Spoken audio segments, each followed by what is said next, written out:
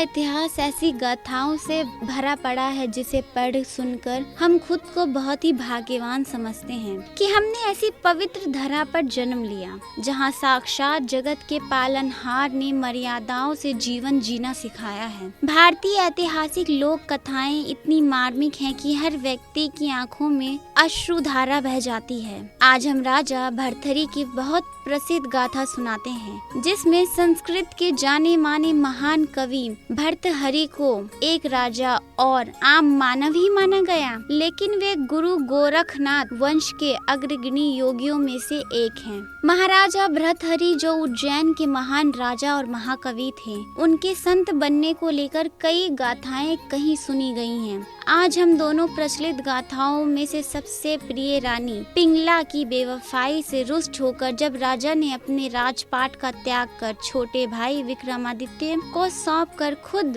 गुरु गोरखनाथ के शिष्य बनकर सन्यासी बन गए। मानव को बाधा से मुक्ति की ओर ले जाने के लिए 3 गुण कार्य करते हैं जिन्हें हम मानव जीवन में दुख, शोक, सुखों और अपने कर्मों का परिणाम भी मानते हैं। अज्ञान से ज्ञान की ओर जाना ही बंधन से मुक्ति की ओर का मार्ग है। जब कोई व्यक्ति अपने आप में झांक कर देखता है तो उसे दुख, सुख, मन की कुंठा और निराशाएं उसे ज्ञान की ओर ले जाने का काम करती हैं। ठीक इसी तरह रानी पिंगलो के साथ भी हुआ, जिसका वर्णन भगवत पुराणों में भी मिलता है। कहा जाता है कि रानी पिंगला, जिसका जीवन वैश्या के रूप में यहाँ दिखाया गया है, उसके जीवन में भी आत्मज्ञान होने के बाद परिवर्तन हो जाता है। जब एक रात को कोई नहीं आता तो रात आधी बीत जाती है और गणिका को चिंता है, लेकिन यही चिंता उसे वैराग्य की ओर ले जाती है। उसकी आत्मा में आवाज आती है कि मन की इच्छाएं ही सबको सांसारिक कामों में जोड़ती है,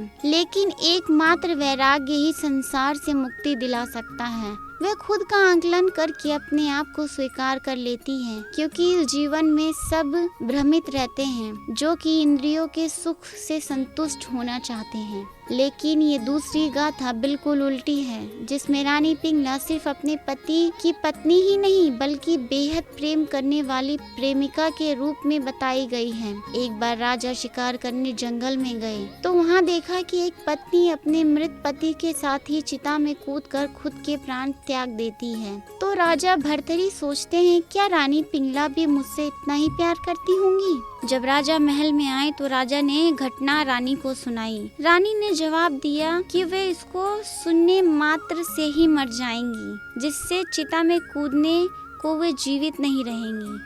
फिर भर्तृहरि रानी पिंगला की परीक्षा लेने की सोचते हैं और राजा शिकार के लिए जंगल में चले जाते हैं और महल में राजा की मृत्यु की समाचार आता है, जिसे सुनकर रानी पिंगला भी मर जाती हैं और राजा भर्तृहरि के जीवन में कुछ नहीं बचता। वे टूट जाते हैं, जिसके लिए वे अपने आप को ही दोषी मानते हैं और दुख के कारण विलाप करते हैं। तो गुरु गोरखनाथ जी वहां आ जाते हैं, जो कि रानी पिंगला को संजीवनी विद्या से जीवित कर देते हैं, जिसे देखकर राजा भर्तृहरि गुरु गोरखनाथ जी के शिष्य बन जाते हैं।